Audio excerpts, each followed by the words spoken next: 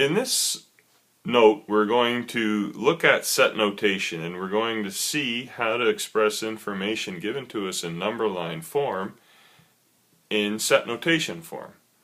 And in order to do this, we have to know the meanings of three symbols.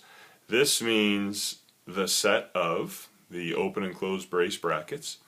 This funny looking E means is an element of, and this slash means such that.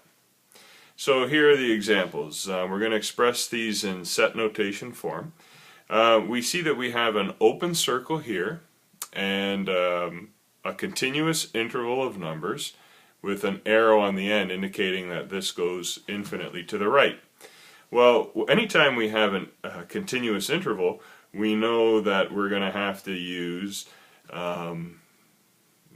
express our answer in terms of brace brackets and then x such that, then some condition, and then the symbols for x is an element of the real numbers. That's what we do. Every time there's a continuous interval of numbers like there is here, we open our brackets with the set of all x's such that, and then we end our bracket with x is an element of the reals. And our job is to figure out how to write the condition here that expresses the ideas given here. And the way we can, we realize that this shaded in region refers to any number greater than 5. All the numbers to the right of 5 are greater than 5. So if an x value is to be anywhere in this shaded in interval, it's going to have to be a value greater than 5. And so we say x is greater than 5 as our condition. And we have the set of all x's such that x is greater than 5 and x is an element of the reals. For this next one, we see that we have a closed-in circle here, and we see that we have an open circle here at 2. And so we realize that all of the numbers that we're interested in are in between -3 and 2. And so we write, and it's a continuous interval with an infinite number of values, and so we write the set of all x's such that, and we end it with x is an element of the reals, and in between we express this condition as -3 is less than or equal to x is less than 2. Now why is that, you might ask? Well, think of any number that's included in this interval. For instance, let's think of the number 0 right here. 0 is in the relevant interval. Could I substitute 0 in for x and have a true statement? Well, let's see. Is -3 less than or equal to 0? Yes. Is 0 less than 2? Yes, it is. So therefore we can express it this way as -3 less than or equal to x less than 2, and be sure that we're expressing the information given in the number line. Now, we say -3 is less than or equal to x because this is a closed-in circle indicating -3 is part of the interval.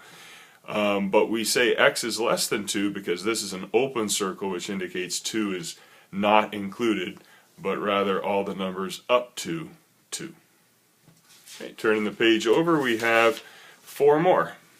For this one, we have an open circle and all of the numbers left of -2. So we have a continuous interval, so we say the set of all x's such that x is less than -2 and x is an element of the real number system. Now for this one, we have 2 different intervals actually. So all of the numbers to the left of -2 and also all of the numbers to the right of 2. And since we have closed circles, both of those numbers are included in our interval. So we can say that this number line is equivalent to, in set notation form, the set of all x's such that x is less than or equal to -2, and also the set of all x's such that x is greater than or equal to 2, so long as x is an element of the reals. And we write it this way. Okay, if we have 2 separate intervals, we separate those with a comma when we write it out in set notation form. Now for this next one, we don't have a continuous interval, with an infinite number of values, we simply have discrete points. We simply have -2 and 1 and 4. And because of that, we don't have to even introduce the idea of x at all. We can simply say that this number line is can be represented in set notation form by the set of the numbers -2, 1, and 4. We don't need to say x is an element of the reals because clearly -2, 1, and 4 are elements of the reals, and it would be redundant to say so. And finally, we have this last question. We have two distinct intervals. Each of them has a maximum and a minimum. And so we can say that this first interval is the set of all x's such that -3 is less than x is less than 0. X is an element of the reals.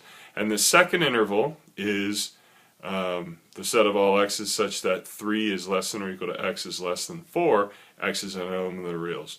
Notice that this less than or equal to sign coincides with the only closed-in circle. And because we have two distinct intervals, we separate them with a comma, and we're good to go.